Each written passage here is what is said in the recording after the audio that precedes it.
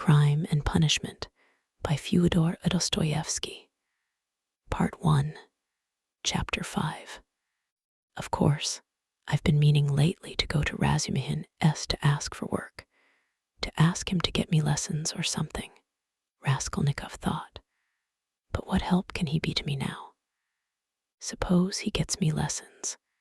Suppose he shares his last farthing with me, if he has any farthings, so that I could get some boots and make myself tidy enough to give lessons. Well, and what then?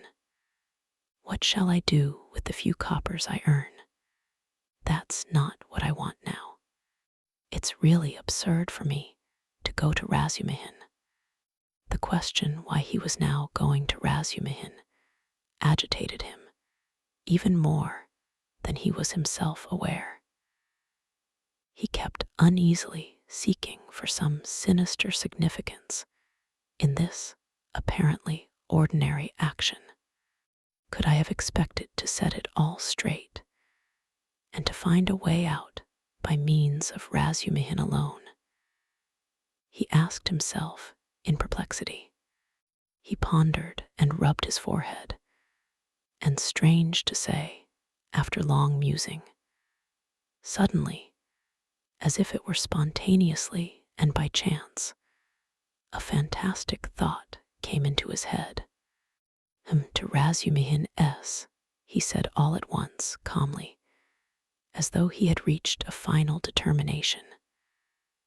I shall go to Razumihin's, of course, but not now.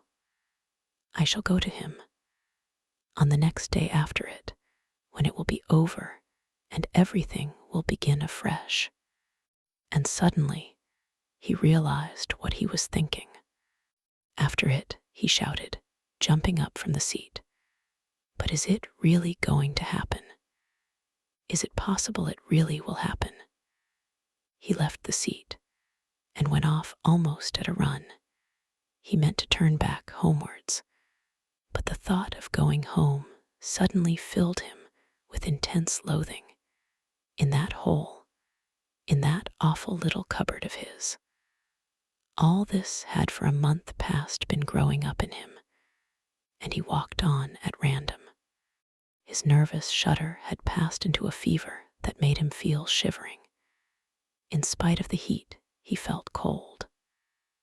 With a kind of effort, he began almost unconsciously, from some inner craving, to stare at all the objects before him, as though looking for something to distract his attention.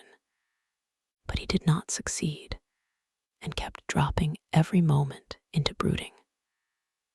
When with a start he lifted his head again and looked round, he forgot at once what he had just been thinking about, and even where he was going. In this way he walked right across Vasilyevsky Ostrov, came out on to the Lesser Neva, crossed the bridge, and turned towards the islands. The greenness and freshness were at first restful to his weary eyes after the dust of the town, and the huge houses that hemmed him in and weighed upon him. Here there were no taverns, no stifling closeness, no stench. But soon these new pleasant sensations passed into morbid irritability. Sometimes he stood still before a brightly painted summer villa standing among green foliage. He gazed through the fence. He saw in the distance smartly dressed women on the verandas and balconies, and children running in the gardens. The flowers especially caught his attention. He gazed at them longer than at anything. He was met, too, by luxurious carriages, and by men and women on horseback. He watched them with curious eyes and forgot about them before they had vanished from his sight. Once he stood still and counted his money.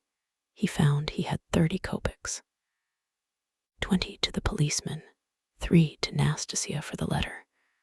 So I must have given 47 or 50 to the Marmeladovs yesterday, he thought, reckoning it up for some unknown reason. But he soon forgot with what object he had taken the money out of his pocket. He recalled it on passing an eating house or tavern and felt that he was hungry. Going into the tavern, he drank a glass of vodka and ate a pie of some sort. He finished eating it as he walked away. It was a long while since he had taken vodka, and it had an effect upon him at once, though he only drank a wineglassful. His legs felt suddenly heavy, and a great drowsiness came upon him. He turned homewards, but reaching Petrovsky Ostrov, he stopped completely exhausted, turned off the road into the bushes, sank down upon the grass, and instantly fell asleep. In a morbid condition of the brain, dreams often have a singular actuality, vividness, and extraordinary semblance of reality. At times, monstrous images are created, but the setting and the whole picture are so truth-like and filled with details so delicate, so unexpectedly, but so artistically consistent, that the dreamer, were he an artist like Pushkin or Turgenev even, could never have invented them in the waking state. Such sick dreams always remain long in the memory and make a powerful impression on the overwrought and deranged nervous system. Raskolnikov had a fearful dream. He dreamt he was back in his childhood in the little town of his birth. He was a child about 7 years old, walking into the country with his father on the evening of a holiday. It was a gray and heavy day. The country was exactly as he remembered it. Indeed, he recalled it far more vividly in his dream than he had done in memory. The little town stood on a level flat as bare as the hand. Not even a willow near it, only in the far distance, a copse lay, a dark blur on the very edge of the horizon. A few paces beyond the last market garden stood a tavern, a big tavern, which had always aroused in him a feeling of aversion, even of fear, when he walked by it with his father. There was always a crowd there, always shouting, laughter and abuse, hideous hoarse singing, and often fighting. Drunken and horrible-looking figures were hanging about the tavern. He used to cling close to his father, trembling all over when he met them. Near the tavern, the road became a dusty track, the dust of which was always black. It was a winding road, and about 100 paces further on, it turned to the right to the graveyard. In the middle of the graveyard stood a stone church with a green cupola, where he used to go to Mass 2 or 3 times a year with his father and mother, when a service was held in memory of his grandmother, who had long been dead, and whom he had never seen. On these occasions, they used to take on a white dish tied up in a table napkin a special sort of rice pudding with raisins stuck in it in the shape of a cross. He loved that church, the old-fashioned, unadorned icons, and the old priest with the shaking head. Near his grandmother's grave, which was marked by a stone, was the little grave of his younger brother, who had died at 6 months old. He did not remember him at all, but he had been told about his little brother, and whenever he visited the graveyard, he used religiously and reverently to cross himself and to bow down and kiss the little grave. And now he dreamt that he was walking with his father past the tavern on the way to the graveyard. He was holding his father's hand and looking with dread at the tavern. A peculiar circumstance attracted his attention. There seemed to be some kind of festivity going on, there were crowds of gaily dressed townspeople, peasant women, their husbands, and riffraff of all sorts, all singing and all more or less drunk. Near the entrance of the tavern stood a cart, but a strange cart. It was one of those big carts, usually drawn by heavy cart horses, and laden with casks of wine or other heavy goods. He always liked looking at those great cart horses, with their long manets, thick legs, and slow, even pace, drawing along a perfect mountain with no appearance of effort, as though it were easier going with a load than without it.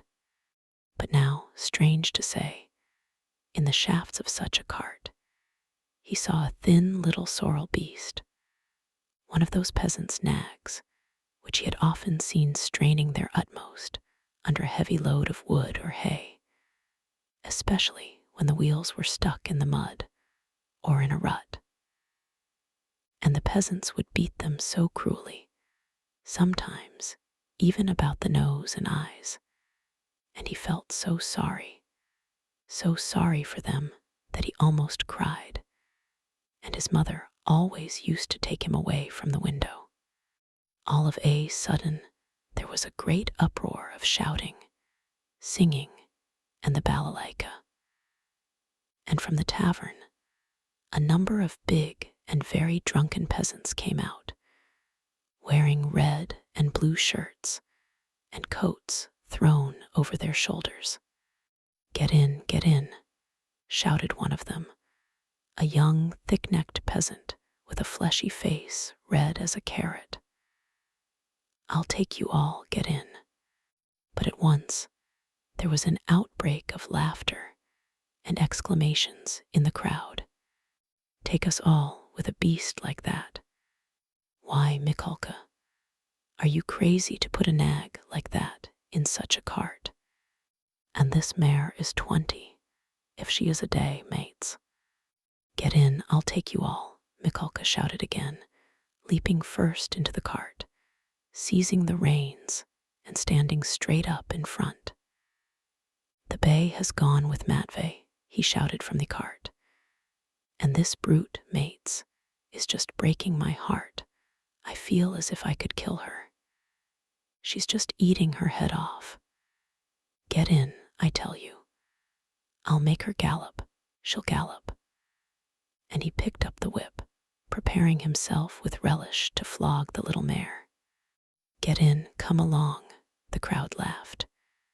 "Do you hear, she'll gallop? Gallop indeed.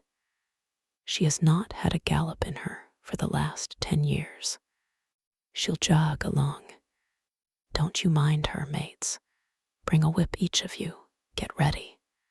All right, give it to her." They all clambered into Mikolka's cart, laughing and making jokes. 6 men got in, and there was still room for more. They hauled in a fat, rosy-cheeked woman. She was dressed in red cotton, in a pointed, beaded headdress, and thick leather shoes. She was cracking nuts and laughing. The crowd round them was laughing too, and indeed, how could they help laughing? That wretched nag was to drag all the cartload of them at a gallop. 2 young fellows in the cart were just getting whips ready to help Mikolka. With the cry of "now," the mare tugged with all her might, but far from galloping, could scarcely move forward.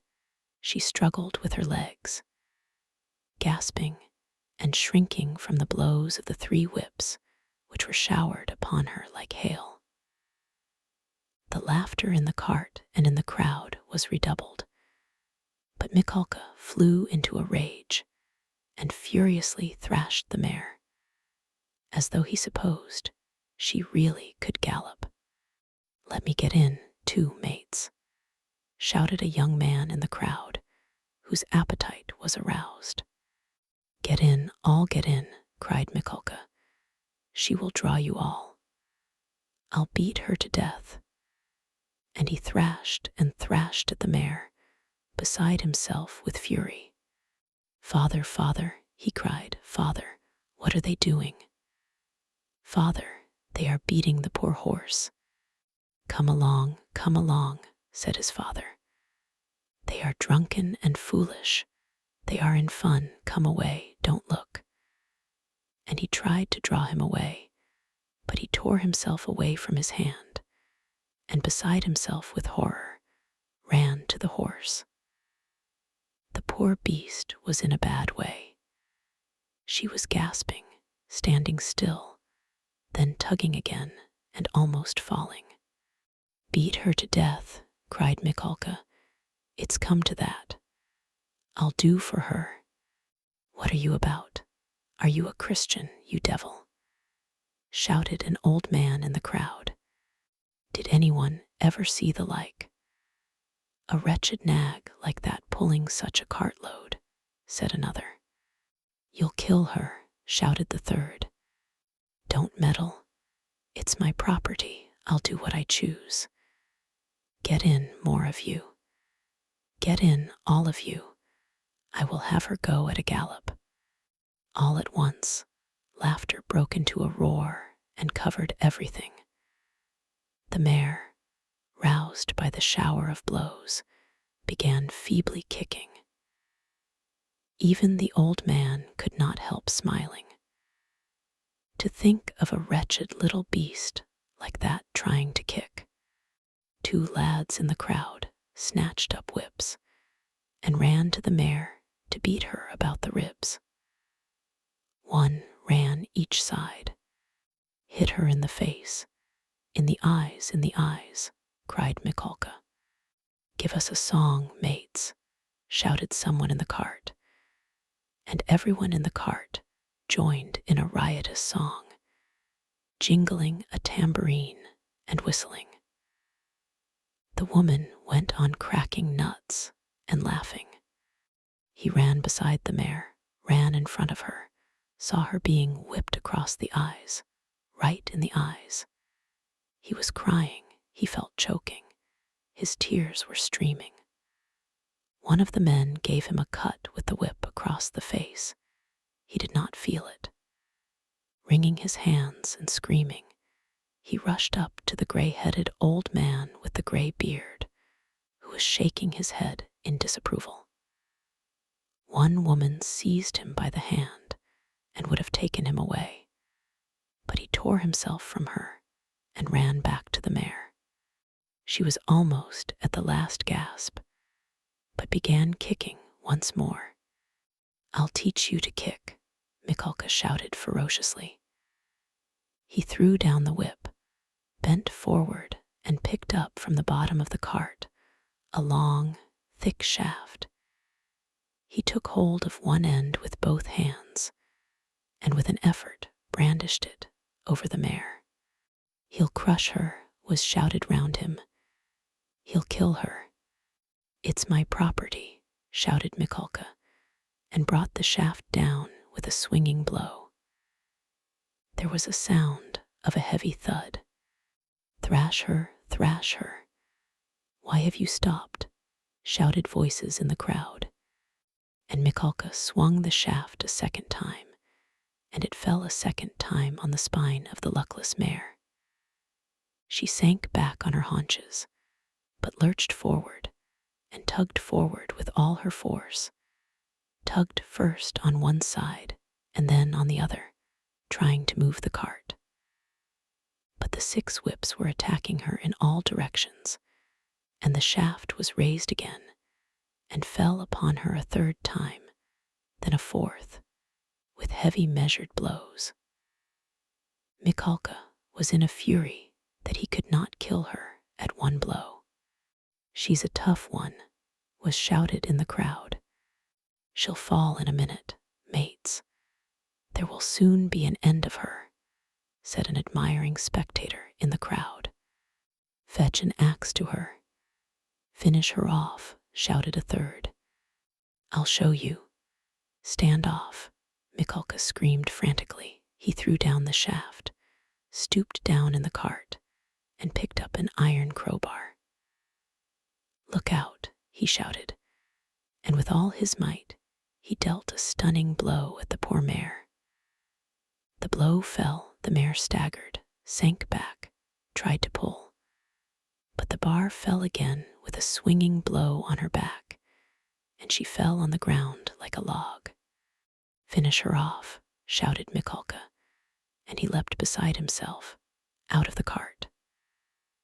Several young men, also flushed with drink, seized anything they could come across, whips, sticks, poles, and ran to the dying mare. Mikolka stood on one side and began dealing random blows with the crowbar. The mare stretched out her head, drew a long breath, and died. "You butchered her," someone shouted in the crowd. "Why wouldn't she gallop then?" "My property," shouted Mikolka, with bloodshot eyes, brandishing the bar in his hands. He stood as though regretting that he had nothing more to beat. "No mistake about it. You are not a Christian." Many voices were shouting in the crowd, but the poor boy, beside himself, made his way, screaming, through the crowd to the sorrel nag, put his arms round her bleeding dead head, and kissed it, kissed the eyes and kissed the lips. Then he jumped up and flew in a frenzy, with his little fists out at Mikolka. At that instant, his father, who had been running after him, snatched him up and carried him out of the crowd. "Come along, come. Let us go home," he said to him. "Father, why did they kill the poor horse?" he sobbed. But his voice broke, and the words came in shrieks from his panting chest. "They are drunk. They are brutal. It's not our business," said his father. He put his arms round his father, but he felt choked. He tried to draw a breath, to cry out, and woke up. He waked up, gasping for breath, his hair soaked with perspiration, and stood up in terror.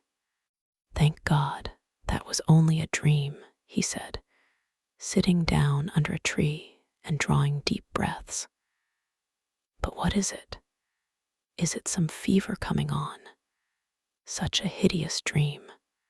He felt utterly broken. Darkness and confusion were in his soul.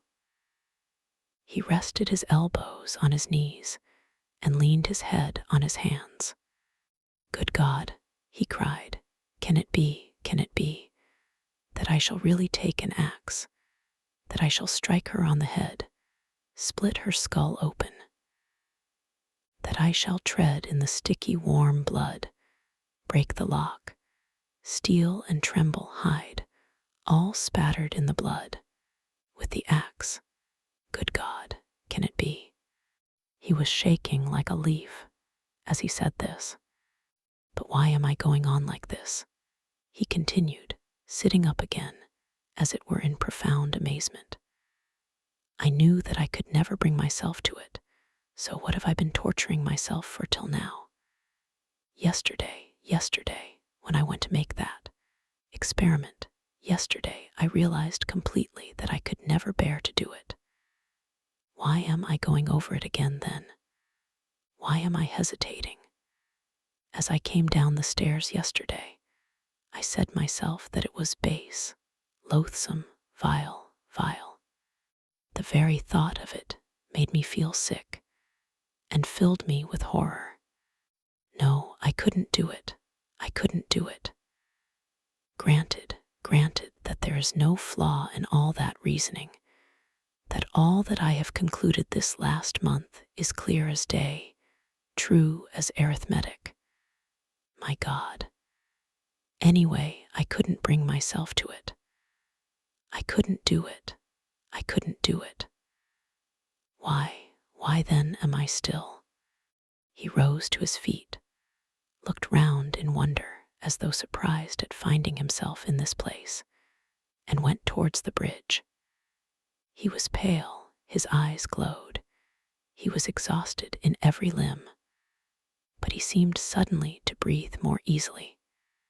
He felt he had cast off that fearful burden that had so long been weighing upon him, and all at once there was a sense of relief and peace in his soul. "Lord," he prayed, "show me my path. I renounce that accursed dream of mine." Crossing the bridge, he gazed quietly and calmly at the Neva, at the glowing red sun setting in the glowing sky. In spite of his weakness, he was not conscious of fatigue. It was as though an abscess that had been forming for a month past in his heart had suddenly broken. Freedom, freedom. He was free from that spell, that sorcery, that obsession.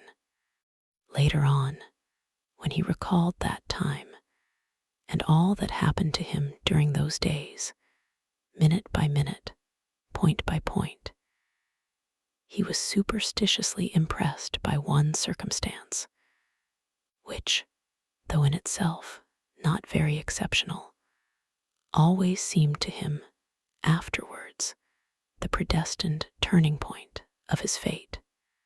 He could never understand and explain to himself why, when he was tired and worn out, when it would have been more convenient for him to go home by the shortest and most direct way, he had returned by the hay market where he had no need to go.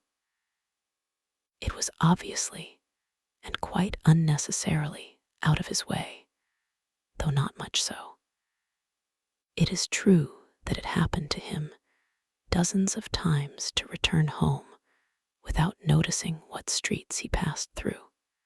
But why, he was always asking himself, why had such an important, such a decisive, and at the same time such an absolutely chance meeting happened in the hay market, where he had moreover no reason to go, at the very hour, the very minute of his life, when he was just in the very mood, and in the very circumstances in which that meeting was able to exert the gravest and most decisive influence on his whole destiny, as though it had been lying in wait for him on purpose. It was about 9 o'clock when he crossed the hay market. At the tables and the barrows, at the booths and the shops, all the market people were closing their establishments or clearing away and packing up their wares, and like their customers, were going home.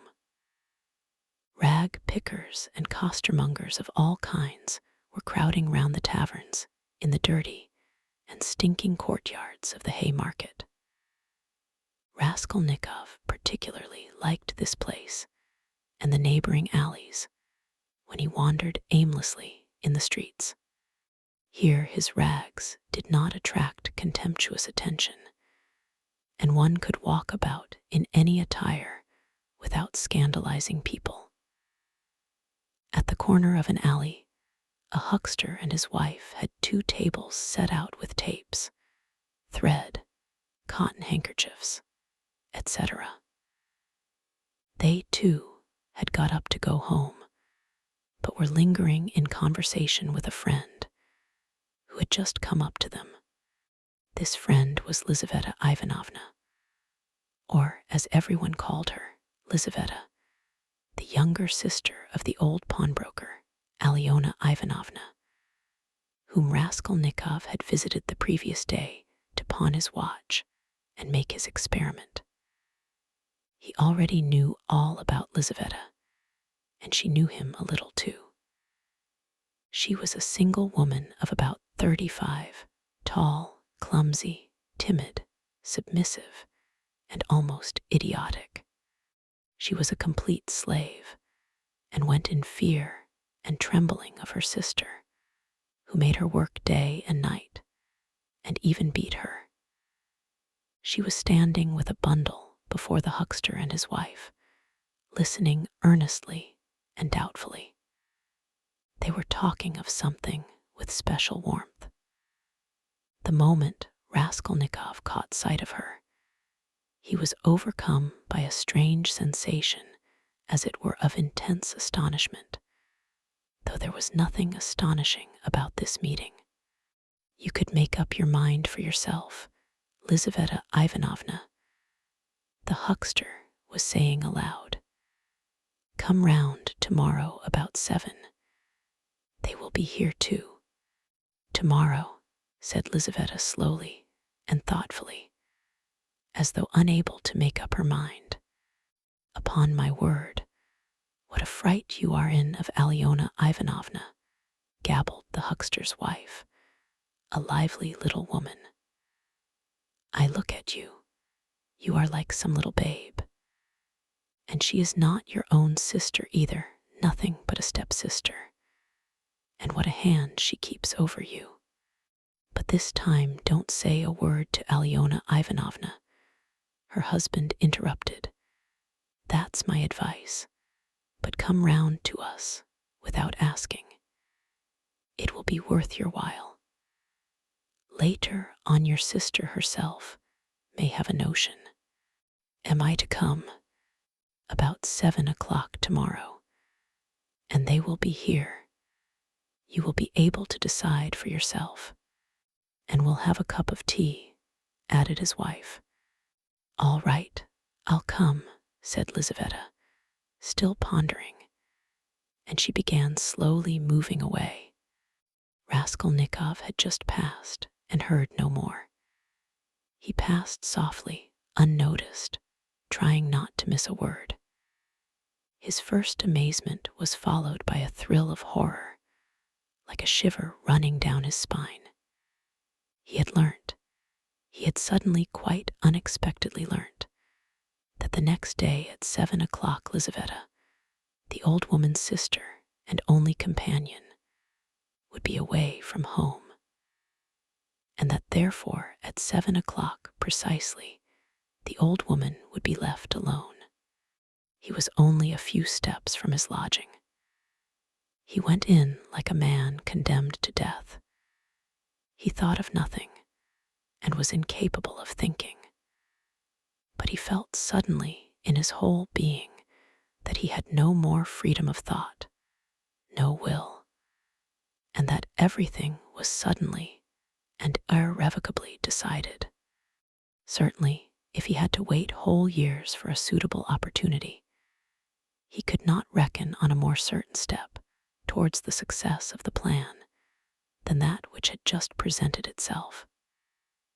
In any case, it would have been difficult to find out beforehand, and with certainty, with greater exactness and less risk, and without dangerous inquiries and investigations, that next day at a certain time, an old woman, on whose life an attempt was contemplated, would be at home and entirely alone.